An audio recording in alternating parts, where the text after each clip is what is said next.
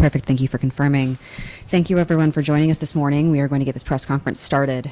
Todd Flood, Managing Partner of Flood Law, and James Harrington, Managing Partner of Fieger Law, are here today to share new updates on lawsuits filed against Detroit Medical Center's Sinai-Grace Hospital, its parent company, Tenet Healthcare, and former DMC nurse Wilfredo Figueroa Barrios.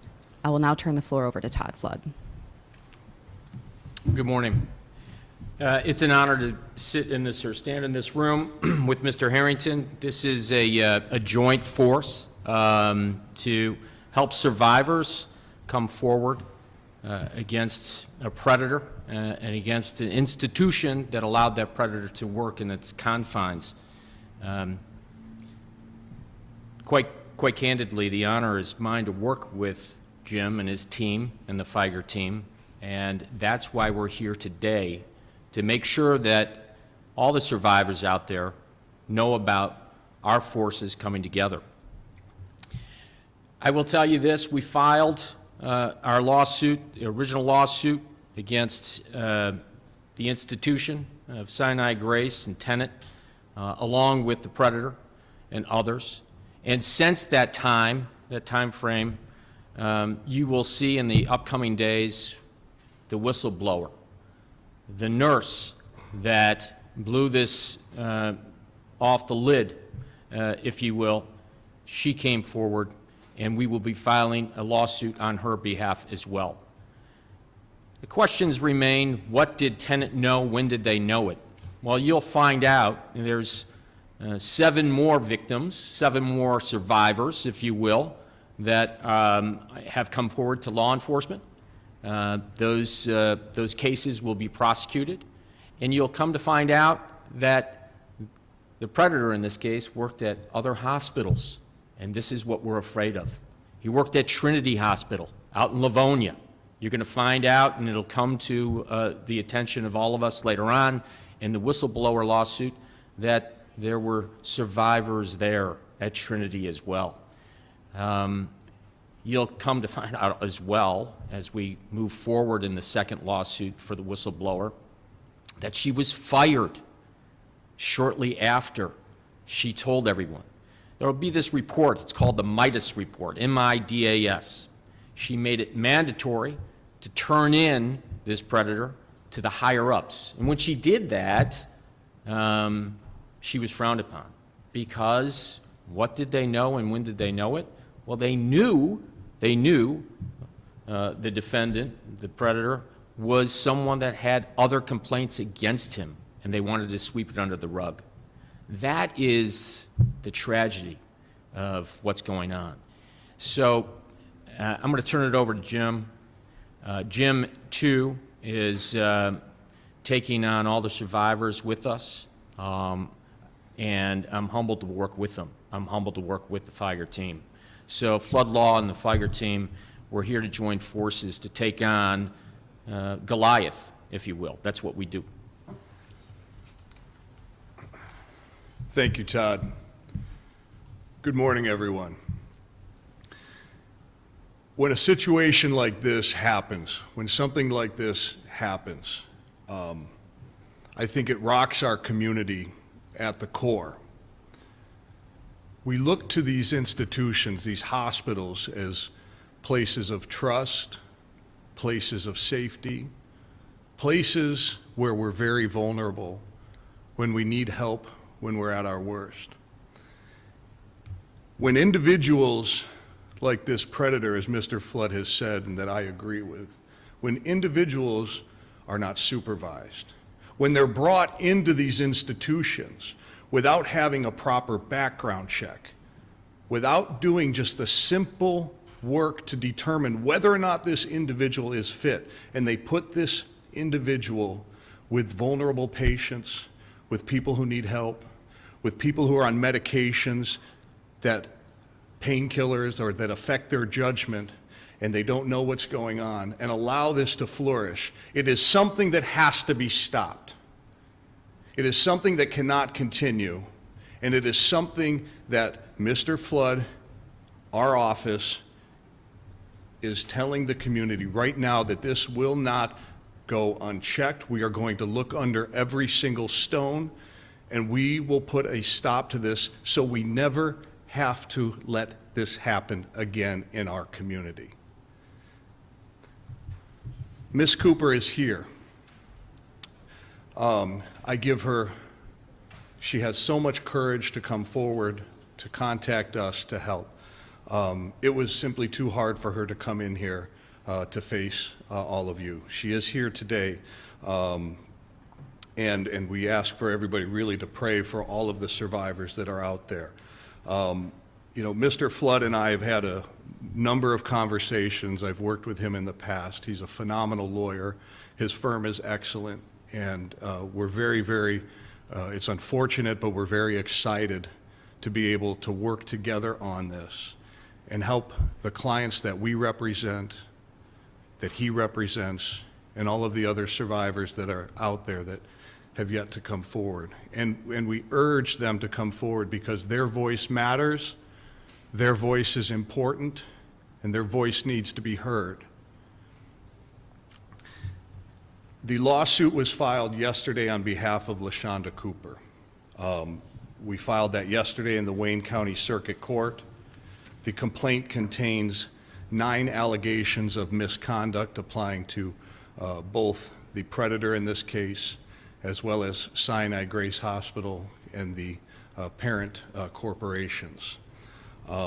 We have not heard anything from the other side. We have not received any information about anything or who will be representing.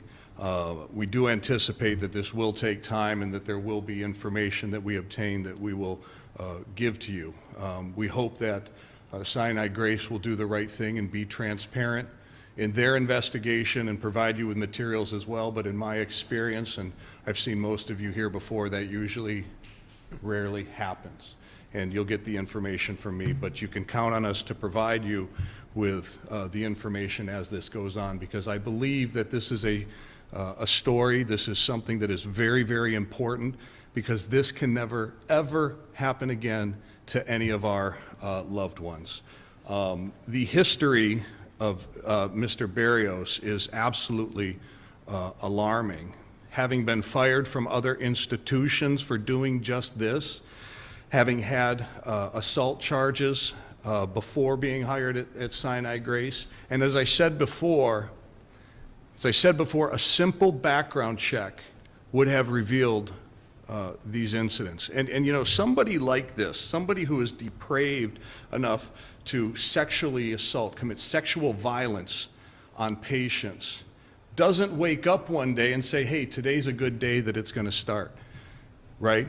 This is something that develops over time, that supervisors who do their job, that administrators who do their job would see this. And it was there before they even let this man into that building with the body of previous complaints.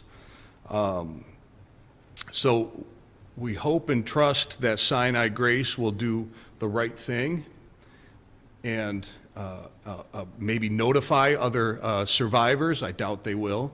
But we're here to hold them accountable, to give our clients their day in court, to give our clients their day to justice, and make sure that something like this never, ever happens again. And I'm absolutely confident with the team that we've assembled at Fieger Law. I've assigned myself, and I have 2 other incredibly talented lawyers that spent most of their career representing hospitals. Paul Hebner and Matt Piccirilli will be working.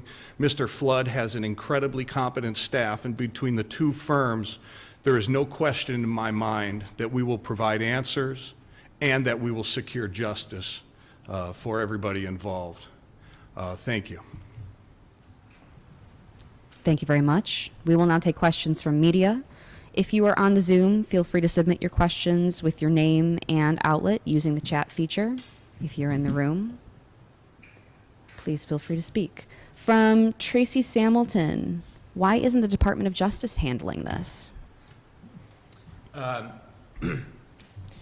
The fact of the matter is, one of the strongest prosecutors in our state is handling this case, and that's Judge Kim Worthy, the Wayne County prosecutor.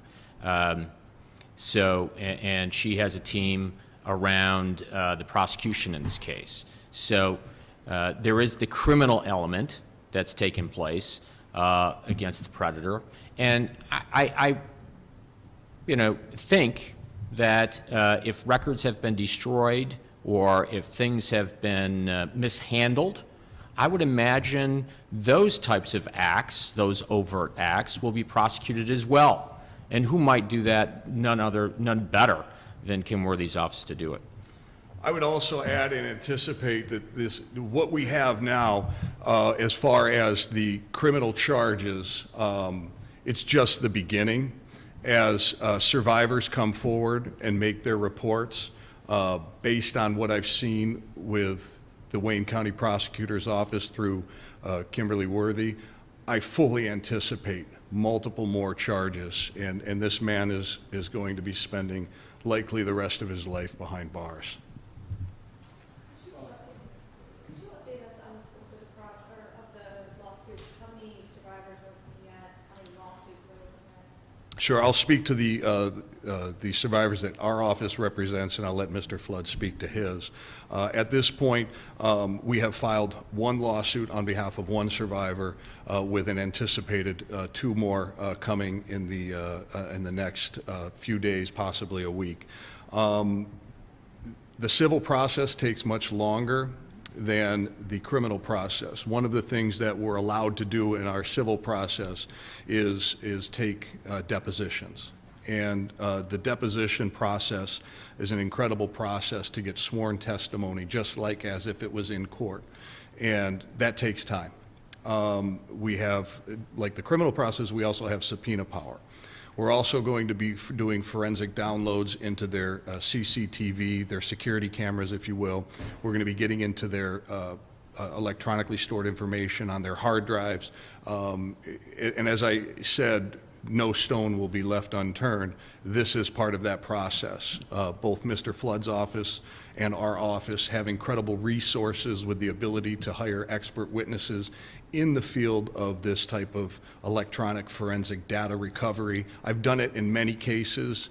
I've done it in cases where we had to get in two hard drives, uncovered deleted information, and in this case there is a suggestion, and Mr. Flood can talk about this in a little more detail, but there have been records that have been altered. We'll find that. We'll find that through audit trails. We'll find that through all different types of electronic discovery, and that takes time. We have the resources to do it. We're patient, and we're going to get justice for these families. Currently, we have Ms. Williams, who is currently undergoing therapy. We have 3 other survivors that have reached out to us. They're in the investigative stage. I would imagine their lawsuits will be filed by the end of this month, no later than the end of this month. We also have the whistleblower, who is a nurse herself, a registered nurse, and she's already identified other victims that the hospital knew about. So, there's 2 places, Jim's office, Mr. Fieger's office, Flood Law's office. We want you to help and have as many of these survivors step forward. And it's also important that survivors step forward with law enforcement, because that's the other key. I echo. I've been lead counsel and handled many sexual assault cases in my time, and I echo Jim's sentiments. The electronically stored information is the breadcrumbs to a lot of different crimes that may have taken place in this case. Can you guys speak to, as far as the victims and survivors that you had talked with already, was it the same MO in the Ms. Cooper case where claims to have taken the catheter and touched her private parts? Was it the same MO with the other victims as far as you know? Well, when you say MO, there is a lot of very similar identifiable themes, and isolating, and part of the grooming process before this happens, you have to identify, what a predator does is they identify their prey. They isolate their prey, and they go in and abuse the prey.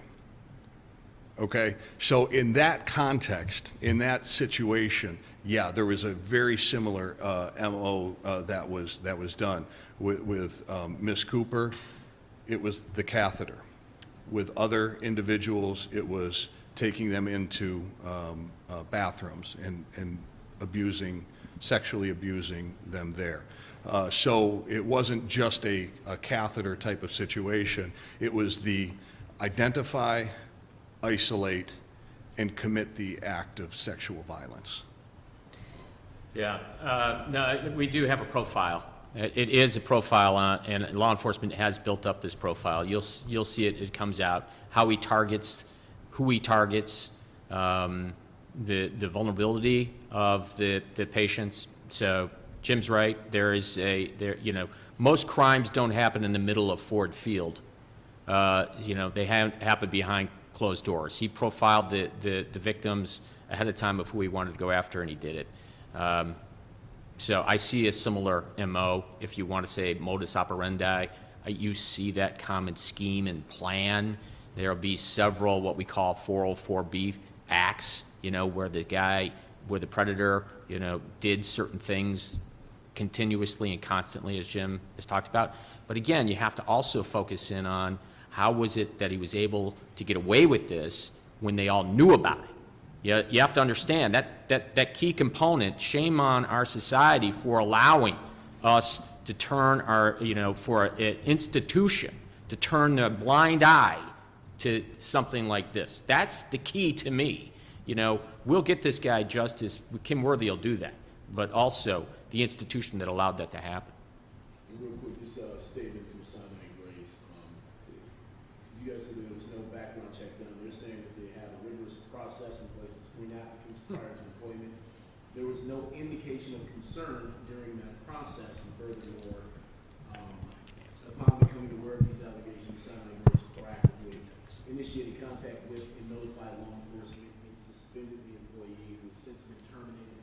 To that, you guys say what? I'll give you two quick things. One, you didn't have to go far. You can just go on page 6 of my complaint. All you had to do was look at social media, right? And that's part of the background. Jim's going to hire somebody. He's going to go to background check. You look at your social media. This guy was talking about how he wanted to have fun at a race for the cure of giving breast exams and how he wanted to take advantage of cancer survivors. Okay, that's on his social media page. Didn't take much. And the second thing, if they said they did it, they didn't do it very well. You could have called Trinity Hospital. You could have called the other locations. Or you just could have gone to iChat, which you all have access to. Look on the iChat. He's been convicted of an assault case. It doesn't take much in this day and age. And to follow up with that and with your question on the Sinai-Grace statement that they have rigorous policies of background check and rigorous policies to screen people, of course they're going to say that. But did they follow it? They didn't say that in their statement. They didn't say, we followed our policies. We adhered to our policies. In fact, I'm confident that after discovery is through in this case, that they breached their policies, they violated their policies. And the social media post that Mr. Flood was talking about was on this race for the cure. So many boobs to take care of. It's a hard job, but someone's got to do it. Okay, that's somebody that you want treating vulnerable patients in your facility. That alone. But that doesn't even deal with the prior acts of misconduct that he was fired for at other hospitals. Okay, so what's absent from the Sinai-Grace statement is that they complied with what they say are their vigorous and policies that they have on hiring. That's important. Any other questions? Follow-up question from Tracy Samilton at Michigan Radio. How many victims have you identified so far? Do you think there could potentially be dozens of people who were victimized? I think there's probably hundreds, if not thousands. I think there are hundreds, if not thousands. That's why Mr. Flood and I have deemed this so important to come to you, have you come here and listen and have the word spread, because many times, in my experience, having represented many individuals that have survived the sexual violence, and Mr. Flood has represented many individuals as well, I have found people are afraid, people are scared. They will tell themselves that it didn't happen or it wasn't a big deal. And they do that in a method to self-preserve and protect themselves. But that's not okay. People need to stand up, have their voice heard, because their voice is important. From Dan Zacharek at WXYZ, has DMC and other parties named in these lawsuits, have they been served? From our complaint, no. We filed yesterday. Our complaint has not been served, but it will be served this week. Ours has.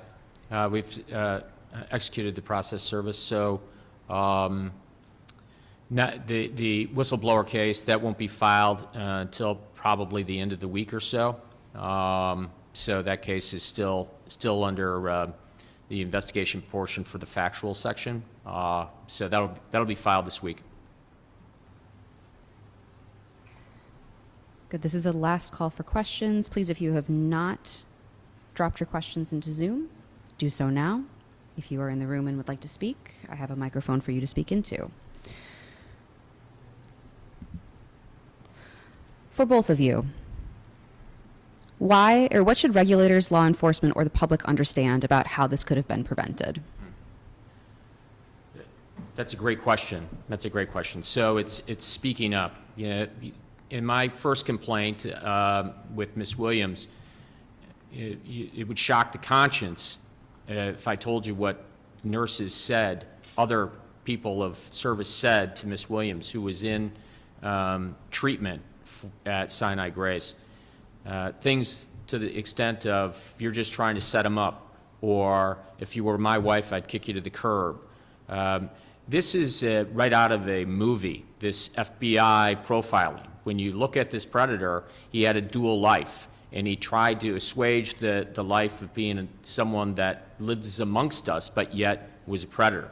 And the key about it is the people that are trained, and I find this to be the most shocking, the people that are trained to protect us, nurses, doctors, they all go through this training of what to look for and how to identify people like this predator. So when you're going to become a nurse or you're going to become a doctor in the ER, you're looking for the telltale signs of predators, dual citizens, if you will, so to speak. You know, people that live one life on one side but are on the other side of the track, raping and assaulting others. So law enforcement here should have been, I believe, and this is something that is going to come up in discovery. In 2023, there was a complaint made against him, and then 2024, another complaint. Those cases, one got rejected, the other one was under review, is still under review. But now all of a sudden, a cacophony, if you will, all of this coming forward, you're going to see right out of, to be a mind hunter, you're going to see a hunting of this type of profile, this guy who was a rapist, and the fact that experts, hospitals, institutions that know better, you'll find out that a doctor made a complaint against this guy, and the institution allowed him to stay there. And to answer the question that you asked, what lawmakers and the law is in place, right? The law is in place to prevent this. The law was broken.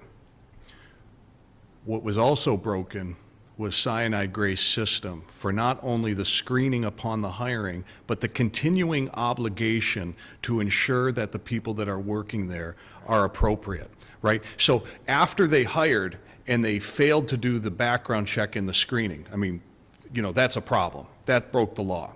But as this individual was there, and the signs were there, they still have a continuing obligation to ensure that the people that are providing treatment to vulnerable patients are fit to do their job and aren't going to sexually assault the patients. And all of this body of work that this individual did before that were violations, it was still there. It was available.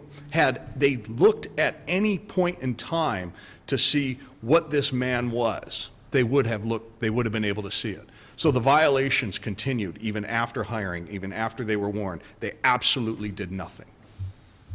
From Justin Hicks at MLive. Aside from the whistleblower nurse, have all the other survivors been patients at DMC? Were they all adult women?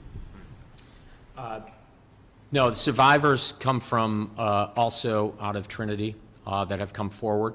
That's out in Livonia. And also Sinai-Grace. As Jim has said, there's going to be countless amount of survivors in this case. And there's, a lot of work that needs to be done to make sure they're protected. If other staff have seen inappropriate behavior, what should they do if they fear retribution from their administration? Well, that's exactly what happened in the case what we had here, where the whistleblower took it up, filed the Midas report, and got fired. There's protection, and the laws protect you against, being retaliated against, number one. Number two, now notice is out there. Number three, the fact of the matter is this, if you know of a survivor, please contact us. Please contact us immediately, either at Jim's office or my office. Make sure, because we're a team here trying to make sure that all of them have a voice. And also, law enforcement. Detective Valerie down at the 6 Crimes Unit for Detroit Police Department is handling the investigation along with Kim Worthy's office. So you got 3 places to go. You got Jim Harrington at Fieger's office, my office at Flood Law, and you got law enforcement. Thank you. Last call for questions in the room. The question is, when was he hired at Sinai-Grace? So it's in the complaint. It's on the, he's been working, I think, for 2 years. He's been a nurse since 2012. That's in Ms. Williams' complaint. He's been a nurse since 2012, and he's, I believe, been at DMC for at least 2 years. And think about that for a second. 2 years working full-time at Sinai-Grace Hospital. And let's just extrapolate for a moment. Say this individual is working, say, 48 or 50 weeks of the year, working, say, just 40 hours. We know that healthcare works a lot of hours. Think about the opportunity that this individual had over that period of time. We're talking several thousand hours that there was the opportunity to do this. So I think that underscores the volume of survivors of the sexual violence that exist. Thank you. One more question. Is there a statute of limitations on victims being able to come forward?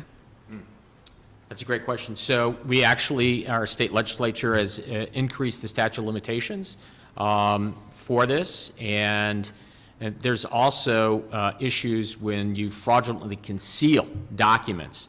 A lot of times survivors will try to repress, put this in a box, wrap it up in some cement, wrap it around with some chains, put it up in the back corner of your brain and not think about it. It comes out during therapy or comes out during treatment. That statute of limitations is going to be extended. Also, we have basically put ourselves in a position where going after Sinai-Grace, it's going to be some good arguments if this happened more than 10 years ago. So. Question from Tracy Samilton at Michigan Public Radio. Is there potential for this to become a class action lawsuit? The potential for a class action is there. There's also the potential for a mass tort action, which are slightly different. And at this point, we haven't filed either, and that is something that Mr. Flood and I are going to work through and kind of hammer out together. Thank you, everyone.